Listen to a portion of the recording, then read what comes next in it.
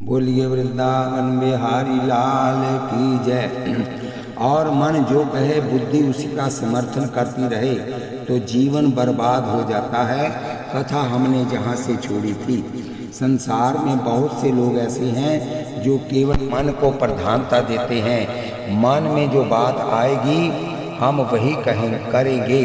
मन में संकल्प विकल्प उठा करते हैं, बुद्धि उसका निर्णय लिया करती है। संकल्प करना मन का काम और निर्णय लेना बुद्धि का काम है। मन चूंकि अंधा है, किसी की भी वस्तु को देखता है, उसे अपनी बनाना चाहता है। बच्चे का मन बलवान होता है, समझदार की बुद्धि बलवान होती है। आप छोटे बच्चे को लेकर किसी के घर जाओ तो वस्तु देखेगा तो मांगने की जिद करेगा। कदाचित दे दी जाए, थोड़ी देर खेल ले, वापसी पर उसे रखने के लिए कहो तो नहीं देना चाहता। तुम उससे छीनी तो रोएगा, जिद करेगा, क्योंकि उसका मन बलवान है और बुद्धि कमजोर है। वह जो प्रिय वस्तु देख लेता है उसे अपनी बनाना चाहता है। ये अपने अधिकार क्षेत्र की है या नहीं, मन में ये विचार नहीं आता। मन का काम है संकल्प करने का और बुद्धि का काम है निर्णय लेने का। जब बुद्धि ने भी आँखों पर पट्टी बांध ली तो क्या होगा? बुद्धि पर पट्टी बांधने का मतलब है मन की हर बात का समर्थन करना। आँखें मन के पास नहीं हैं, आँखें तो बुद्धि के पास हैं। शास्त्र कहते हैं निर्णय देना बुद्धि का काम है। धृतराष्ट्र का मतलब है हतराष्ट्र, जिसने दूसरे की वस्तु को अपना मान लिया हो। संयोग की बात है कि उनके मंत्री का नाम है संजय। संजय शब्द का अर्थ है संजय, जिसने अच्छी तरह से अपनी इंद्रियों को वश में कर लिया। ऐसे व्यक्ति विशेष का नाम संजय होता है। सम यानी अच्छी प्रकार से जिसने इंद्रियों पर विजय प्राप्त कर ली, ऐसे व्यक्ति का नाम पड़ा संजय। उसे वेद व्यास जी से दिव्य दृष्टि प्राप्त हुई। बात यूं बनी कि जब महाभारत युद्ध की तैयारी होने लगी तो धृतराष्ट्र से वेद व्यास जी ने कहा था कि यदि तुम चाहो दिव्य दृष्टि दे सकते हैं जिससे तुम कुरुक्षेत्र का युद्ध देख सको। धृतराष्ट्र ने पूछा कि युद्ध का परिणाम क्या होगा? बोले तुम्हारे पुत्रों का विनाश। धृतराष्ट्र ने कहा कि जब जीवन नहीं देख पाया तो विनाश नहीं देख पाऊंगा। मैं देखना नहीं चाहता, पर हाँ यदि कोई युद्ध का वृत्तांत सुना सके तो सुनना जरूर चाहूँगा। किसी की मृत्यु हुई तो सुनने पर क्षणिक पीड़ा होती है, पर अपनी आंखों के सामने किसी अपने को मरते देखो तो ज़्यादा पीड़ा होती है। धृतराष्ट्र का अभिप्राय ये था कि आँख से देखूंगा तो बेहद पीड़ा होगी। कोई कानों से समाचार दे दे। व्यास जी ने कहा कि तब तो संजय ही इसके लिए सार्थक उपयुक्त है, क्योंकि उन्होंने अपनी इंद्रियों को अपने वश में किया है। दिव्य दृष्टि किस व्यक्ति को मिलती है? हमें भी मिल सकती है यदि हम अपनी इंद्रियों पर ठीक ठीक विजय प्राप्त कर लें। आदि शंकराचार्य भगवान से शिष्यों ने प्रश्न किया, जीतम जगत केन, जगत को किसने जीता? उत्तर था जिसने मन को जीता। किसके द्वारा जग जीता? मन के द्वारा जग जीता। जिसने मन को जीता उसने जग को जीता। जो मन का दास वह जग का दास। मन जिसका दास जग उसका दास। कौरवों ने पांडवों का अधिकार छीन लिया है। धृतराष्ट्र का उसमें मूक समर्थन भी है। जिसने मन को जीता उसने जग को भी जीता है। मन का दास वह जग का दास। यदि आप मन की तरह बात मानते रहेंगे तो आप जग के दास बनकर ही जीवित रहेंगे, मालिक या स्वामी नहीं बनेंगे। ये हमारा जगत मनोरम मन का ही संकल्प है। धृतराष्ट्र बोले संजय से, अब थोड़ा पढ़े लिखे लोग ध्यान दें। धर्म क्षेत्रे कुरुक्षेत्रे, ये 48 कोस की भूमि देवताओं की यज्ञ भूमि है, भजन भूमि है। देवता यहाँ का दिया हुआ ग्रहण करते हैं। बड़े बड़े ऋषियों ने, महर्षियों ने, देवताओं ने यहाँ बैठकर धर्म का आचरण किया है। आज भी बहुत जगह ऐसी भूमि है जो 10,000 15,000 रुपये एकड़ मिल जाती है, और पंजाब में ऐसी भूमि है जो 5-7 लाख रुपए एकड़ भी मुश्किल से मिलती है।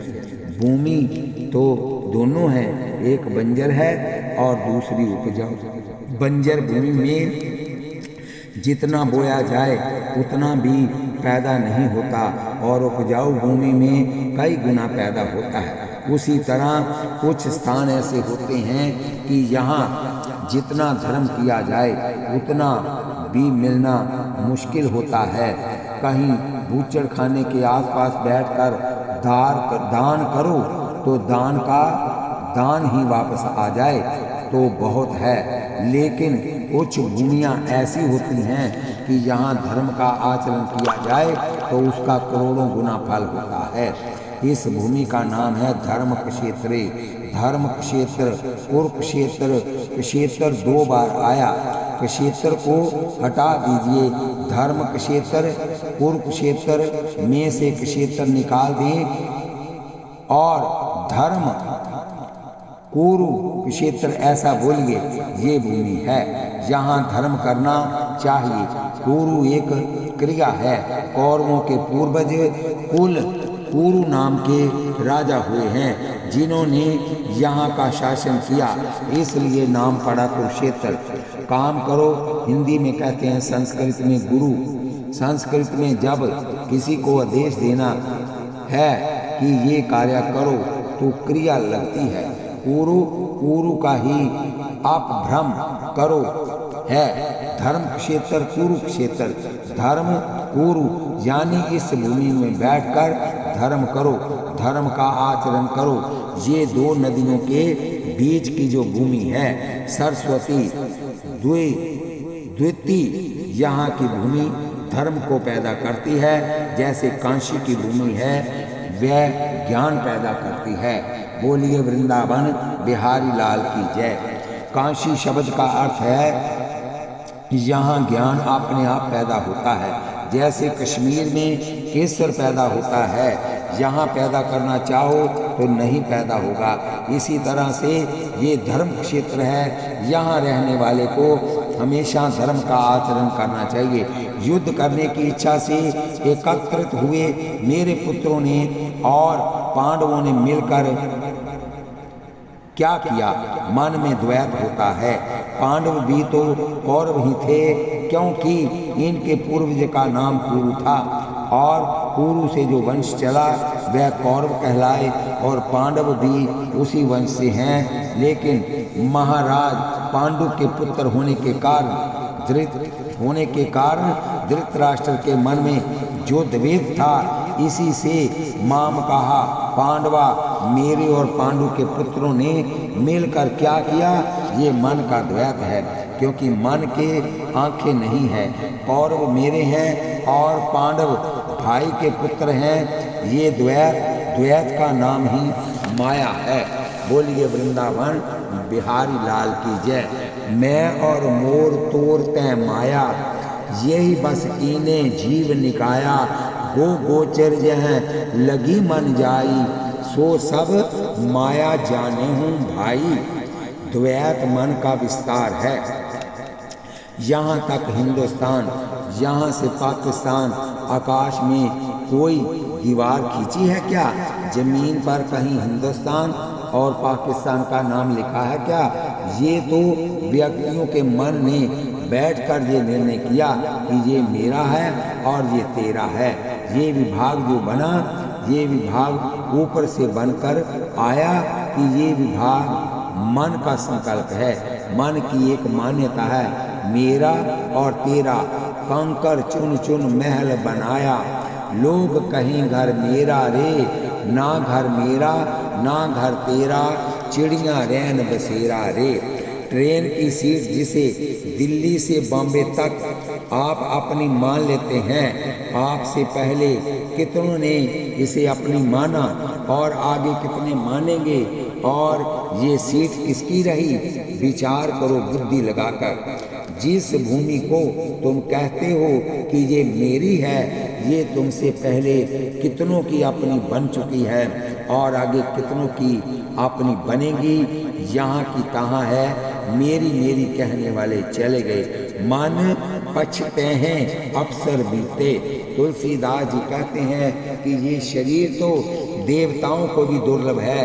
पुराणों में भागवत में लिखा है कि स्वर्ग में बैठे देवता भारतवासियों को देखकर भगवान से प्रार्थना करते हैं, प्रभु जिस तरह इन लोगों को आपने भारतवर्ष में जन्म दिया, ये हमारा पुण्य क्षीण हो और मृत्यु लोक में हम वापस आएं, तो और कुछ देना या ना देना, एक बार भारतवर्ष में मनुष्य जरूर बना देना। ये स्वर्ग के देवता कहते हैं, नर तन सम नहीं कवनियों देही, जीव चराचर जाचित तेहि। मनुष्य शरीर प्राप्त करने के लिए चराचर प्राणी भगवान से प्रार्थना करते हैं। बड़े भाग मानुष तन पावा, सुर दुर्लभ सब ग्रंथ नहीं गावा। इस शरीर को देवी देवता भी तरसते हैं कि हमको एक बार मानुष का तन मिले, और वो भी भारतवर्ष में। बोलिए सद्गुरु दीन दयाल महाराज की जय। दुर्लभ मानुष देही गुरबानी में लिखा है, कबीर दास जी ने भी यही कहा है, मानव तन दुर्लभ अति मिले न बारंबार, तरवर ज्यों पत्ता झरे तो बहुरी न लागे डाल। वृक्ष से एक बार जो पत्ता गिरा वह दोबारा नहीं लगता। एक बार असावधानी से जो मानव जीवन व्यर्थ हो गया तो करोड़ों वर्ष तक दोबारा मिलता नहीं। और मानव जीवन के बिना साधना नहीं हो सकती, और साधना के बिना ईश्वर की प्राप्ति नहीं हो सकती। सुर दुर्लभ देवता कहते हैं कि प्रभु स्वर्ग में हम साधना नहीं कर सकते, क्योंकि यहाँ भोग बहुत ज़्यादा है। जहाँ भोग है वहाँ साधना नहीं। दैत्या भी भजन नहीं कर सकते, क्योंकि वहाँ तपोगुण ज़्यादा है। हर ही दिन ना तामस देहा, मन क्रम वचन मंत्र दृढ़ एहा। ना तो तामसी व्यक्ति भजन कर सकता, ना ही भोगी व्यक्ति भजन कर सकता। जिसने इंद्रियों पर विजय पाली वही व्यक्ति भजन कर सकता है। मानव शरीर में ही ये क्षमता है कि वह अपने विवेक के द्वारा अपने पर विजय पाले। आज व्यक्ति की आम शिकायत है, महाराज बड़ी अशांति है, कोई शांति का उपाय बताइए। और ठाकुर जी बताएंगे कि यहाँ कि जिस प्रकार कछुआ अपने अंगों को सुकोड़ लेता है, उसी प्रकार जब जीव विषयों से अपनी इंद्रियों को और तृष्णा से अपने मन को समेट लेता है, तो उसकी बुद्धि शांत और निर्मल हो जाती है। कोई ऐसी जड़ी बूटी नहीं किसी संत के पास जो तुम्हें दिला दे और तुम्हें शांति प्राप्त हो जाए। ऐसा कोई संत मिले तो हमें समाचार जरूर दे देना। आप हजारों संतों के पास जाओ, नाक रगड़ो, शांति का उपाय पूछो, शांति नहीं मिलेगी। शांति कब मिलेगी? जब इंद्रियां विषयों से मुड़ जाएंगी और मन लोभ से मुड़ जाएगा। बोलिए वृंदावन बिहारी लाल की जय। वाणी को लोग जबान कहते हैं, जबान संभल कर बोलो। व्यक्ति बूढ़ा हो गया लेकिन जबान संभल कर बोलो। ये वाणी कभी बूढ़ी होती ही नहीं, ये हमेशा ही जवान रहती है। इसे हम बचपन से ही खिलाते आ रहे हैं। शरीर बूढ़ा हो गया लेकिन अभी भी इसकी जवानी रसना और वासना कभी बूढ़ी नहीं होती। जीभ कभी इंसान की कमजोर नहीं पड़ती, वो शरीर बूढ़ा हो जाए लेकिन जबान बूढ़ी नहीं होती, और जिसकी रसना और वासना कभी बूढ़ी नहीं होती, और जिनकी रसना और वासना बूढ़ी हो गई उसने ईश्वर को प्राप्त कर लिया। इंद्रियां 10 हैं, 10 ही खतरनाक हैं, लेकिन इसमें से 2 ज़्यादा खतरनाक हैं, रसना और वासना। और इन दोनों की पूर्ति के लिए चाहिए पैसा, और पैसा कमाने के लिए छल और कपट और दाव पेच चाहिए। छल कपट दे जाते हैं तुम्हें अशांति, तुम्हारे जीवन में तनाव तुम्हारी महत्वाकांक्षा का फल है। ईमानदारी से काम करो, ईश्वर जो हमें दे रहा है वह हमारे लिए अमृत के समान है। आधा तनाव तुम्हारा यही खत्म हो जाएगा। व्यक्ति अपने अभाव से ज़्यादा दुखी नहीं, पड़ोसी के प्रभाव से ज़्यादा दुखी है। ये इतना ज़्यादा आगे क्यों बढ़ रहा है? मैं भी बढ़कर दिखाऊंगा। मुझ में क्या इससे बुद्धि कम है? मुझ में क्या इससे शक्ति कम है? मैं भी आगे बढ़कर दिखाऊंगा। प्रतिस्पर्धा जो व्यक्ति के जीवन में जागृत हुआ है उसने ही व्यक्ति को तनाव में धकेल दिया है। तुलसीदास जी कहते हैं कि यदि सारी दुनिया का राज्य भी तुम्हें मिल जाए तब भी तुम्हें शांति नहीं मिल सकती। गुरु नानक देव जी ने घोषणा कर दी, सकल सृष्टि को राजा दुखिया, हर का नाम जपत होए सुखिया। एक हरि का नाम जपने वाला ही सुखी है, बाकी जगत का राजा भी दुखी है। जब तक जीवन में मेरा और तेरा रहेगा तब तक शांति नहीं। मेरा और तेरा मन की रचना है, ये मन की कल्पना है, इसी का नाम माया है। जो ना होते हुए बासे उसका नाम माया है। तेरा कुछ नहीं, ये तो सब ईश्वर की बनाई वस्तुएं हैं। ईश्वर ने भेजा था कि हमारे बनाए मकानों को देखाओ। आप अपना घर बनाते हो, लोग आते हैं तो आप उन्हें सारे कमरे, लैट्रिन, बाथरूम भी दिखाते हो। वह आपको धन्यवाद देता है, धन्यवाद देकर चाय पीकर चला जाता है। वह आपकी कोठी पर अपना अधिकार नहीं जमाता। लेकिन हमारे ठाकुर ने हमें भेजा था कि 84 लाख प्रकार के कॉटेज हमने बनाए हैं, जरा देख कर आओ। हम आए और देखते देखते मालिक बनकर बैठ गए। यहाँ समस्या खड़ी हो गई, तमाशा खुद न बन जाना, तमाशा देखने वालों। ईश्वर ने हमें तमाशा देखने भेजा था, हम मालिक बन बैठे और दुनिया हमारा ही तमाशा देखने लगी। कौरव और पांडव एक ही परिवार के सगे भाई हैं। मन ने क्या संघर्ष किया कि एक ही परिवार के भाई आपस में लड़ने को तैयार हो गए। भगवान संधि दूत बनकर गए, दुर्योधन को कहा कि इनका हिस्सा लौटा दें। दुर्योधन ने कहा, केशव ये हमारा व्यक्तिगत मामला है, हमारा निजी मामला है, हमको आपको दखल नहीं देना चाहिए, हम आपस में निपट लेंगे। भगवान ने कहा, हमको भी अपना मान लो। ईश्वर साहब से कह रहे हैं कि तुम हमें अपना मान लो, क्योंकि असल में हम ही तुम्हारे अपने हैं। पर जीव ईश्वर को अपना मानने के लिए तैयार नहीं, और जो हाथ से निकल जाने वाले हैं उन्हें पकड़ कर बैठा है। भगवान ने कहा, हमें भी अपना बना लो। हाँ हाँ, यूं तो आप अपने ही हैं, है ही। दुर्योधन का तर्क था। शर्त तय हुई, 12 वर्ष का वनवास और 1 वर्ष का अज्ञातवास। अज्ञातवास के दौरान यदि कौरव पांडवों को पहचान लें तो फिर 12 वर्ष का वनवास और 1 वर्ष का अज्ञातवास। यदि अज्ञातवास में ना पहचान पाए तो फिर उनका अधिकार उन्हें वापस कर दो। और वह पांडवों ने पूरा कर लिया। ऋषियों ने, महर्षियों ने, गणितज्ञों ने हिसाब लगाकर सिद्ध कर दिया कि 13 वर्ष पूरे हो गए हैं। लेकिन दुर्योधन इस बात को मानने को तैयार नहीं था। उसने कहा, मैं राज्य वापस नहीं लौटाऊंगा जब तक ये दोबारा 13 वर्ष का वनवास बिता कर नहीं आते। भगवान ने कहा, 5 गांव दे दो। देखो, दुनिया में युद्ध से दोनों पक्षों का विनाश होता है, शांति बहुत बड़ी चीज है।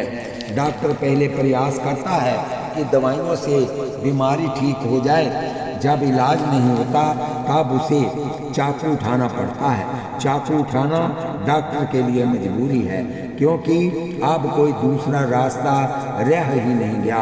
भगवान कृष्ण ने भी पहले दवाई के द्वारा रोग मिटाने की कोशिश की और कहा, और कुछ नहीं तो चलो सिर्फ 5 गांव ही दे दो। दुर्योधन का उत्तर था,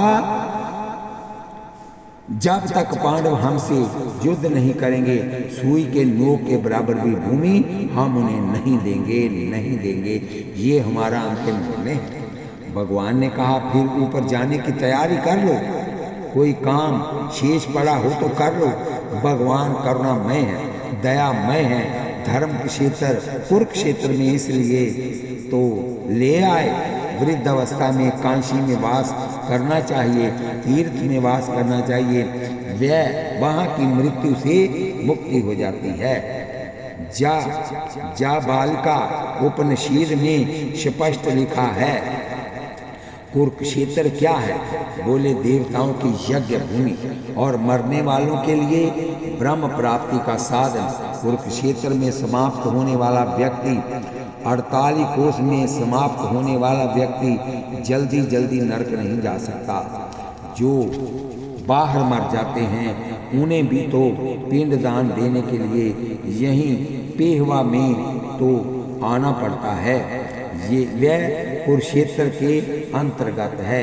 बाहर मरे व्यक्ति के लिए यदि यहाँ पिंडदान दे दिया जाए तो कहते हैं कि वह मुक्त हो जाएगा, और जो यहीं मरेगा क्या वह मुक्त नहीं होगा? पिंड शब्द के 2 अर्थ हैं। एक तो वह है जो जौ के आटे का बनाकर दिया जाता है मृत आत्मा के लिए। दूसरे शरीर को भी पिंड कहते हैं, यथा अंडे तथा पिंडे। यदि जौ के आटे का पिंड यहाँ देकर मुक्ति हो जाती है, तो यदि वह पिंड ही यहाँ रह जाए और भजन करके शरीर छोड़े तो मुक्ति में कोई संदेह हो सकता है क्या? ये मन धृतराष्ट्र है, पापी है। इसने दूसरे की वस्तु हड़प ली है, देना नहीं चाहता। ये प्रथम अध्याय तो भूमिका है, उपदेश ठाकुर जी का दूसरे अध्याय में से प्रारंभ होगा। दूसरे अध्याय के 11वें श्लोक से ठाकुर जी उपदेशात्मक रूप में बोलेंगे। ये प्रथम अध्याय है। अर्जुन, विषाद योग मायने शोक, तनाव, विषाद का हेतु था। कौरव मेरे हैं, ये मरेंगे। इनकी स्त्रियां और यदि चरित्रहीन हो गई तो वर्ण संकर औलाद पैदा हो जाएगी। वर्ण संकर औलाद यदि होगी तो वह पितरों को पिंड दान नहीं देंगी तो भी पितर स्वीकार नहीं करेंगे। जिनके पितरों को पिंड पानी नहीं मिलता वह बहुत देर तक नरक में वास किया करते हैं। ये सनातन धर्म की लुप्त हो जाएगा। अंतोगत्वा संजय धृतराष्ट्र के प्रश्न का उत्तर देते हैं कि आपके पुत्र दुर्योधन ने जब पांडवों की सेना को देखा, उनकी व्यूह रचना को देखा तो आचार्य द्रोणाचार्य के पास पहुंचा। राजनीति में चापलूसी चलती है। इस समय सेनापति भीष्म पितामह है। दुर्योधन को पता है कि आचार्य के मन में इस बात की थोड़ी ठेस हो सकती है कि शास्त्र विद्या में सबसे महान मैं इनका गुरु और प्रथम सेनापति बना दिया। पितामह को, अपने कुल के पितामह को बना दिया। सबसे बढ़िया बल्लेबाज को टीम में ओपनर बनाते हैं। सबसे पहले जिसको सेनापति बनाया गया, मायने सबसे ज्यादा उसका महत्व है। दुर्योधन सोचता है कि इस समय गुरु द्रोणाचार्य को प्रसन्न रखना है, कहीं वह नर्वस न हो जाएं। कौरवों के पक्ष में सबसे पहले भीष्म पितामह सेनापति के पद पर 10 दिन तक लड़े। उसके बाद द्रोणाचार्य 5 दिन लड़े और 2 दिन कर्ण लड़ा, आधा दिन शल्या और आधा दिन दुर्योधन। इस तरह कुल मिलाकर 18 दिन लड़े।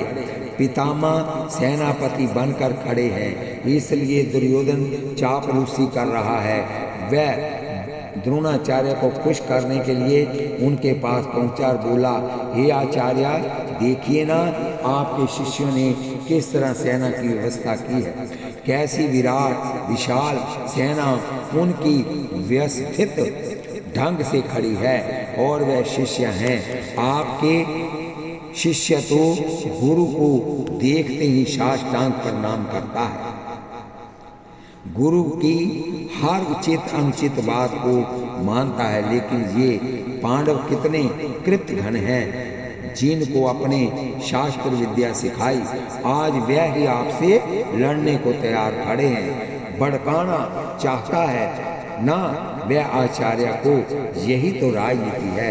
और देखिए ना, दृष्ट धुमन को सेनापति बनाया, जिसका पिता आपका सहपाठी, जिसके पिता ने आपको नीचा दिखाया, द्रुपद थे ना। ये काम पिल्ले के राजा थे। बचपन में द्रुपद और द्रोण सहपाठी थे, मित्र थे। द्रुपद ने कहा था कि मित्र, जब हम राजा बनेंगे तो आधा राज्य आपको दे देंगे। और जब द्रुपद राजा बन गए और द्रोणाचार्य के परिवार में भयानक गरीबी आ गई, यहाँ तक कि अश्वत्थामा को दूध की पहचान नहीं थी कि कैसा होता है। एक दिन जब वह दूध के लिए रोया तो माँ ने आटे को पानी में घोलकर बेटे को दे दिया। बेटा जौ का आटा घुला हुआ पानी दूध समझकर पी रहा था तो द्रोणाचार्य को बहुत पीड़ा हुई। मैं इतना बड़ा धनुर्धर, शस्त्र अशस्त्र विद्या का आचार्य और मेरे बेटे को दूध प्राप्त नहीं हो रहा। नहीं, मैं भी संपत्ति अर्जित करूंगा। व्यक्ति को सारी समस्याएं परिवार के कारण होती हैं। संग्रह भी परिवार के लिए, परिवार ही व्यक्ति के जीवन की समस्या है। परिवार व्यक्ति की आंखों पर पट्टी बांध देता है। गंधारी ने अपने हाथों पट्टी बांधी थी, अपनी आंखों पर, व्यक्ति की बुद्धि पर। परिवार के लिए लोग पट्टी बांध देते हैं और पट्टी बांधकर कहते हैं कि कमाओ तुम और खाएंगे हम, नरक जाओ तुम, ऐश करेंगे हम। अंतो गत्वा आचार्य द्रोण परिवार के लिए द्रुपद के यहाँ पहुँचे। कोई स्वागत नहीं, सत्कार नहीं। आप कौन हैं, कहाँ से आए हैं? द्रुपद ने पूछा। द्रोणाचार्य ने कहा, मैं तुम्हारा सहपाठी द्रोणाचार्य हूँ और कभी कुछ कहा था कुछ देने के लिए। द्रुपद हंस पड़ा, बोला, भिक्षुक, एक राजा को मित्र कहते हुए शर्म आनी चाहिए तुम्हें। वैसे तुम कुछ ले जाना चाहते हो तो ले जाओ, पर मित्र बताकर मेरा अपमान करते हो। द्रोणाचार्य उठकर चले गए कि इस तरह से मुझे तुमसे कुछ नहीं चाहिए। तब प्रतिज्ञा की थी द्रोणाचार्य ने कि एक बार द्रुपद को पराजित करना है। शिष्यों को पढ़ाया और जब दक्षिणा का समय आया तो उन्होंने कहा, वही मेरा सबसे बड़ा शिष्य है जो द्रुपद को पराजित करके एक बार बांधकर मेरे सामने खड़ा कर दे। अर्जुन उठ खड़ा हुआ और बोला, ये सेवा अर्जुन करेगा। भयानक युद्ध किया और अर्जुन द्रुपद को बांध कर ले आया। द्रोणाचार्य ने कहा, द्रुपद, अब सुनाओ क्या कहते हो। सिर झुक गया। इस बात की टीस द्रुपद के मन में भी थी। उसने एक हवन किया। अग्नि कुंड से एक जोड़ा प्रकट हुआ, एक लड़की व एक लड़का। लड़की द्रौपदी कहलाई और पुत्र दृष्ट धुमन किस लिए पैदा किया, जो द्रोणाचार्य की मृत्यु का कारण बने और वही सेनापति बनकर खड़ा हुआ है। दुर्योधन आचार्य को याद करा रहा है कि दुर्योधन बताना चाहता है कि चाहे भीष्म पितामह सेनापति हैं पर मेरा आपके प्रति ज़्यादा अपनापन है और ज़्यादा विश्वास है।